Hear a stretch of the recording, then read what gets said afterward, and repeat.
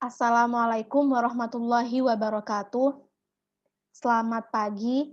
Kami dari kelompok 2 akan mempresentasikan penelitian kami yang berjudul Analisis Hubungan Tingkat Stres Masyarakat Surabaya berdasarkan profesi di masa pandemi COVID-19.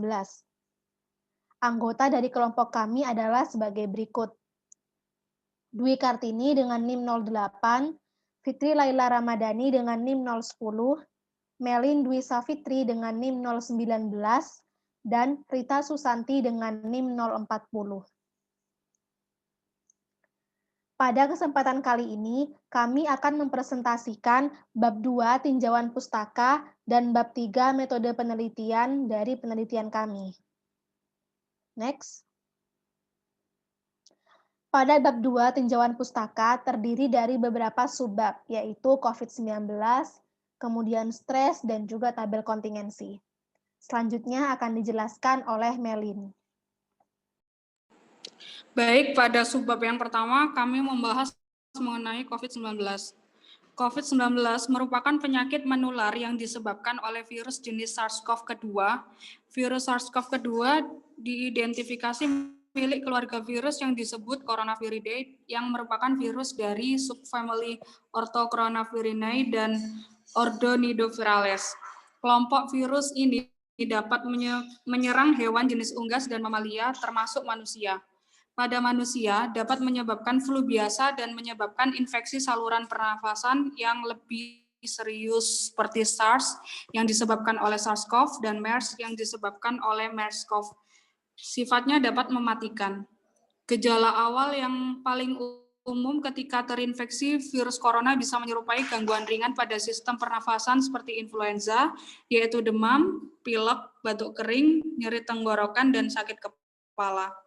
Virus corona tentunya menyebar melalui tetesan atau percikan ludah atau droplet dari hidung atau mulut yang tidak sengaja dikeluarkan oleh penderita COVID-19 saat sedang batuk, bersin, dan berbicara. Percikan ini dapat menempel pada benda dan permukaan lainnya seperti meja, gagang pintu, atau benda dengan pegangan tangan pada fasilitas umum. Inilah mengapa pentingnya menjaga jarak fisik atau physical distancing minimal 1 meter dari orang lain, mencuci tangan terlebih dahulu saat akan menyentuh mata, hidung, dan mulut, dan memakai masker ketika harus beraktivitas di luar rumah. Menurut World Health Organization atau WHO, wabah virus corona telah ditetapkan sebagai pandemi. Virus ini menular dengan sangat cepat dan telah menyebar di sebagian besar wilayah di dunia termasuk Indonesia. Hal tersebut membuat beberapa negara memberlakukan kebijakan lockdown untuk mencegah penyebaran virus corona. Salah satu kebijakan dalam penanganan kasus COVID-19 di Indonesia yaitu pemerintah menerapkan pembatasan sosial berskala besar atau PSBB untuk menekankan pencegahan penyebaran virus corona ini. Baiklah, selanjutnya akan saya jelaskan tentang subbab stres. Pengertian dari stres, sebenarnya apa sih stres itu sendiri? Banyak sekali pengertian dari stres yang sudah beredar bergantung pada masing-masing ahli. Dan di sini saya akan memaparkan beberapa pengertian stres dari masing-masing ahli. Yang pertama, dikutip dari jurnal Purnama R pada tahun 2017, Robert S. Feldman berpendapat bahwa stres adalah suatu proses yang menilai suatu peristiwa sebagai sesuatu yang mengancam, menentang, ataupun membahayakan, dan individu merespon peristiwa tersebut pada level fisiologis, emosional, kognitif, dan perilaku. Kemudian, menurut Barceli M. dan kawan-kawan pada tahun 2017, stres adalah tekanan yang terjadi akibat ketidaksesuaian antara situasi yang diinginkan dengan harapan, di mana terdapat kesenjangan antara tuntutan lingkungan dengan kemampuan individu untuk memenuhinya, yang dinilai potensial membahayakan, mengancam, mengganggu, dan tidak terkendali. Atau bisa kita jabarkan dengan singkat bahwa stres adalah keadaan yang melebihi kemampuan individu untuk melakukan coping. Coping itu sendiri adalah cara untuk mengatasi stres. Jadi di sini individu ini tidak memiliki kemampuan untuk melakukan coping sehingga muncullah stres itu sendiri. Sedangkan menurut Rohmatul Azizah dan kawan-kawan pada tahun 2016, stres adalah respon fisiologis dan psikologis dari tubuh terhadap rangsangan emosional yang dipengaruhi baik oleh lingkungan maupun penampilan dalam kehidupan seseorang. Next. Selanjutnya, saya akan menjelaskan apa saja sih sebenarnya faktor penyebab stres. Akan saya jelaskan dengan singkat saja di sini. Jadi, menurut Indarwati pada tahun 2018, penyebab stres itu dapat berupa faktor internal maupun faktor eksternal. Sebelumnya saya akan menjelaskan dulu bahwa penyebab munculnya stres dalam bahasa psikologi atau ilmu jiwa itu disebut dengan istilah stresor. Jadi di sini secara umum stresor dapat berupa faktor internal dan juga faktor eksternal. Faktor internalnya itu dapat berasal dari dalam diri seseorang, dapat berupa kualitas diri atau kepribadian, kondisi emosi seseorang, perilaku seseorang maupun kebiasaan. Sedangkan faktor eksternal itu dapat berupa faktor alam, lingkungan masyarakat, dan juga keluarga. Selain itu, ada juga yang dinamakan tingkat stres. Jadi stres ini memiliki tingkatannya. Menurut Potter dan Perry, pada tahun 1989, stres dibagi menjadi 3. Yang pertama, stres ringan, kemudian stres sedang, dan juga stres berat. Jadi saya mohon maaf ya, di situ harusnya stres berat, bukan stres normal. Apa saja sih, mohon maaf, maksud saya, bagaimana seseorang bisa dikatakan mengalami stres ringan, stres sedang, maupun stres berat. Apabila stresor yang dihadapi setiap orang teratur, misalnya terlalu banyak tidur, kemacetan lalu lintas, nah situasi seperti ini biasanya berlangsung beberapa menit saja, atau bahkan beberapa jam saja, dan belum berpengaruh kepada fisik maupun mental.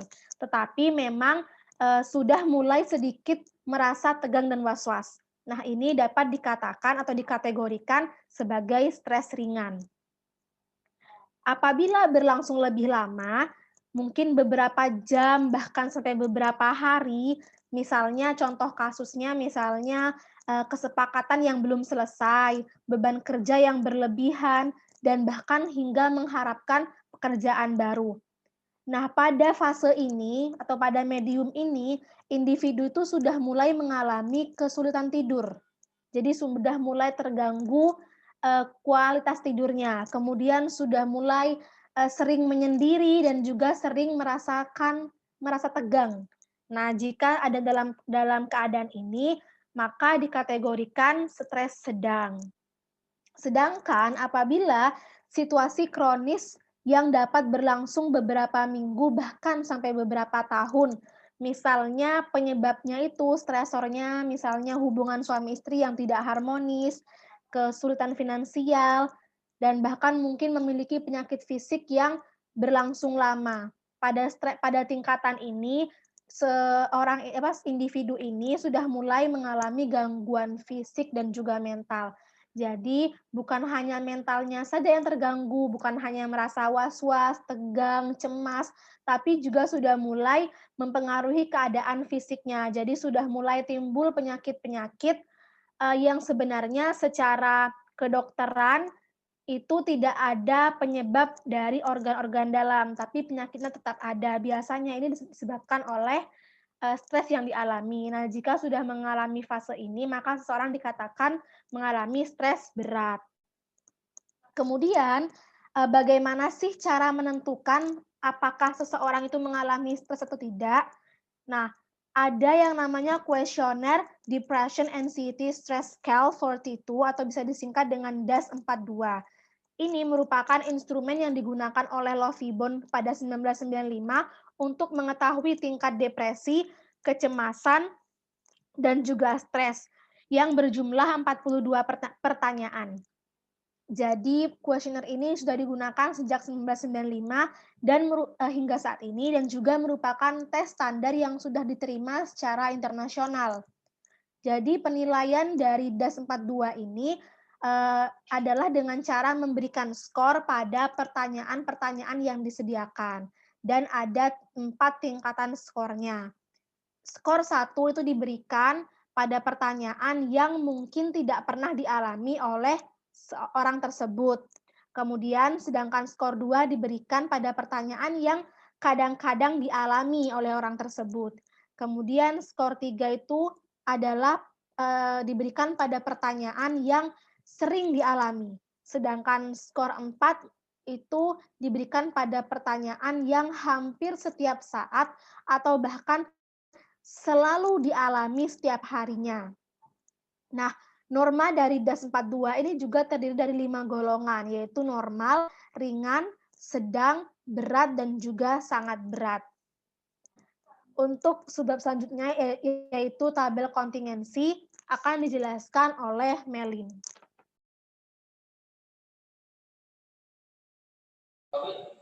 Oke, subbab selanjutnya membahas mengenai tabel kontingensi. Tabel kontingensi untuk 3 variabel yaitu variabel baris B dengan B kategori, variabel kolom K dengan K kategori, dan variabel lapis L dengan L kategori. Disebut sebagai tabel kontingensi 3 dimensi B kali K kali L. Untuk bentuk umum tabel kontingensi B kali K kali L dapat dilihat pada tampilan layar PPT berikut. Untuk menguji hipotesis independensi atau kebebasan dari 3 variabel berkategori yang data hasil pengamatannya dicatat dalam tabel kontingensi 3 dimensi B kali K kali L. Pertama, menentukan hipotesis yang akan digunakan.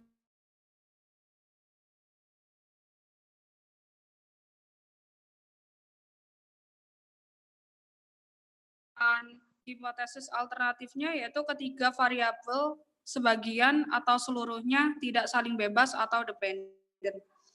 Kemudian menentukan statistik uji dengan rumus yang tertera pada PPT berikut dengan NPQR merupakan frekuensi observasi pada baris ke P, kolom ke Q, dan lapis ke R. Untuk EPQR merupakan frekuensi ekspektasi atau harapan pada baris ke P, kolom ke Q, dan lapis ke R. Kemudian menentukan daerah kritis, tolak H0 jika K-square hitung lebih dari K-square alfa dengan derajat bebas V.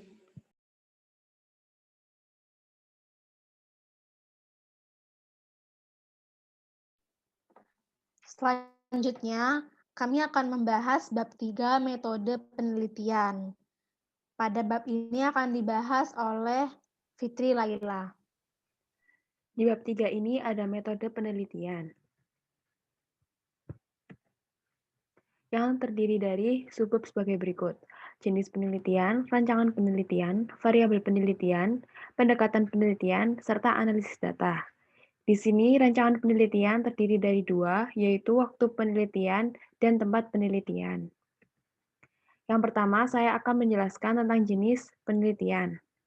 Jenis penelitian yang digunakan adalah penelitian kuantitatif, yaitu pengumpulan dari data sampel tentang distribusi karakteristik responden serta gambaran stres masyarakat Surabaya berdasarkan profesi di masa pandemi COVID-19.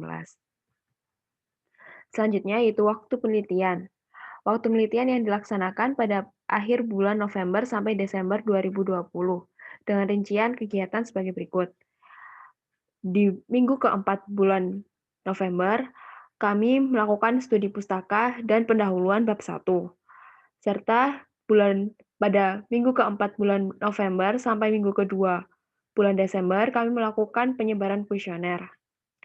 Di minggu pertama bulan Desember, kami melakukan tinjauan pustaka dan metode penelitian.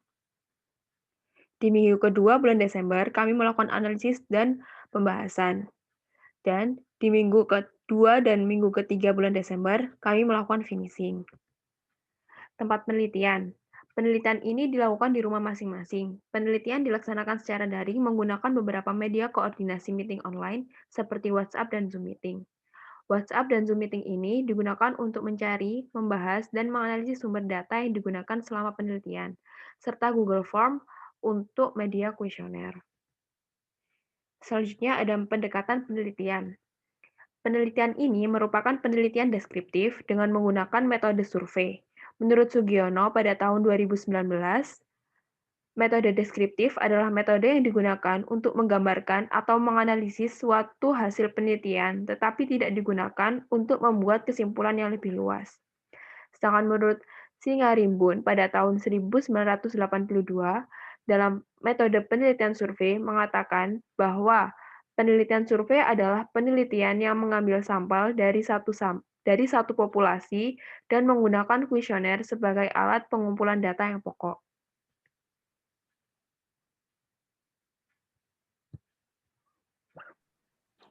Selanjutnya akan dijelaskan oleh Dwi Kartini.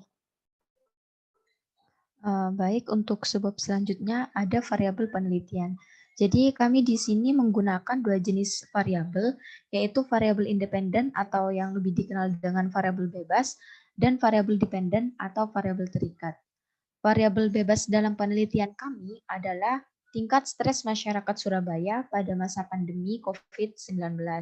Dan untuk variabel dependennya, yaitu jenis kelamin dan profesi masyarakat Surabaya.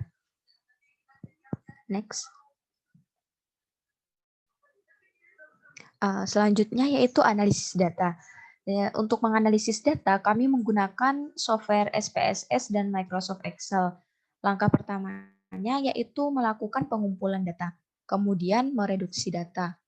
Menurut Miles dan Huberman pada tahun 1992, reduksi data ini merupakan proses pemilihan, pemusatan perhatian pada penyederhanaan, pengabstrakan, transformasi data kasar yang muncul dari catatan-catatan lapangan. Untuk langkah-langkah yang dilakukan, yaitu menajamkan analisis, menggolongkan atau pengkategorisasian ke dalam tiap permasalahan melalui uraian singkat, lalu mengarahkan, membuang yang tidak perlu, dan mengorganisasikan data sehingga dapat ditarik dan diverifikasi. Dalam penelitian ini, kami menggunakan analisis univariat dan tabel kontingensi 3 dimensi B kali K kali L. Next. Analisis univariat digunakan untuk melihat gambaran deskriptif atau data proporsi menurut berbagai karakteristik yang diteliti, yaitu variabel independen dan variabel dependen.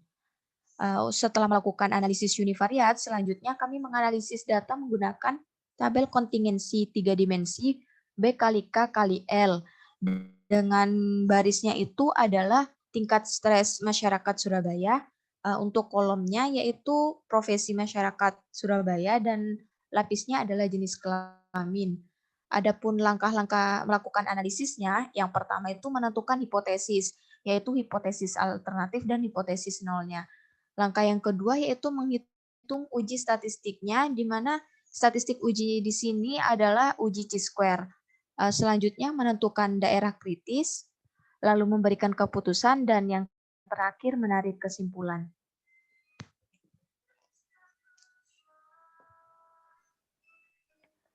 Sekian presentasi dari kelompok kami.